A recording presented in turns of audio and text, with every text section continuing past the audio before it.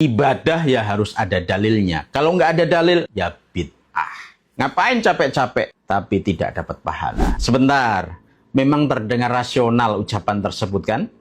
Ibadah harus ada dalil. Ibadah harus dicontohkan Nabi. Namun, ucapan itulah yang membuat kesalahan fatal dimulai semuanya. Sebelum menjawab, kita coba jelaskan bangunan umum hukum Islam terlebih dahulu. Agar tidak carut-marut di dalam memahami syariat Islam. Syariat itu terbagi menjadi dua. Pertama, soal usul atau pokok-pokok syariat. Seperti sholat, puasa, zakat, haji. Ini pokok dan tidak bisa diubah-ubah ataupun membuat syariat baru. Contohnya, Anda punya pendapat bahwa haji itu bisa dilakukan di bulan Sya'ban. Ataupun haji boleh tidak di Mekah. Bisa dilakukan di Borobudur misalnya. Ini jelas bid'ah dan dholalah. Ulama sepakat semua bahwa pendapat seperti ini jelas sesatnya. Yang kedua, soal furu' atau cabang-cabang syariat.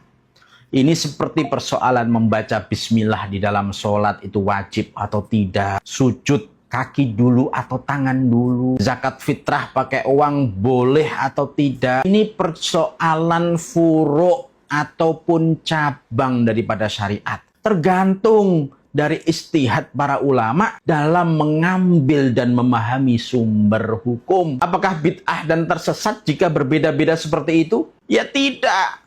Ulama 4 madhab saling berbeda pendapat, tidak ada masalah. Bahkan Imam Syafi'i dalam satu masalah, saya ulangi lagi, dalam satu masalah kadang ada 2 pendapat. Ini diistilahkan dengan qaul jadid dan qaul qadim. Semua sah-sah saja, gak ada masalah. Bahkan Al-Imam Al-Juwaini, guru daripada Al-Imam Ghazali, menuliskan di dalam Al-Burhan, juz 2 halaman 37. Inna mu'adhama syari'ati sudiro minal istihad. Sesungguhnya sebagian besar daripada syariat itu muncul daripada istihad para ulama. Lah, dalam persoalan amal ibadah bagaimana? Ada rinciannya juga. Ada yang namanya ibadah mahdhah yang murni.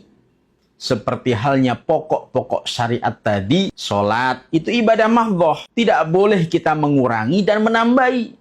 Lagi mood nih, pengen sholat terus mengerjakan sholat subuh 5 rakaat. Ini jelas tidak boleh. Dalam kaidah fikihnya, al-aslu fil ibadat al-khadar. Hukum asal di dalam ibadah mahdhah itu haram kecuali ada dalil yang membolehkannya. Tapi kaidah ini jangan dipukul rata. Semua amal baik itu haram ketika nggak ada dalil. Itu kata-kata orang yang belum paham agama. Bagian yang kedua, amal ibadah yang mutlaqoh diistilahkan ulama sebagai al-adat. Contohnya seperti halnya kumpul-kumpul untuk berbuat baik, manasik haji, program One Day One Juice, dakwah Islam via YouTube ataupun TikTok. Itu semua amal ibadah yang tidak ada dalil dan contohnya dari Nabi. Ini juga ada kaidahnya. Al-aslu fil adat al-ibahah. Hukum asal amal ibadah yang sifatnya mutlaqoh, yang sifatnya adat itu boleh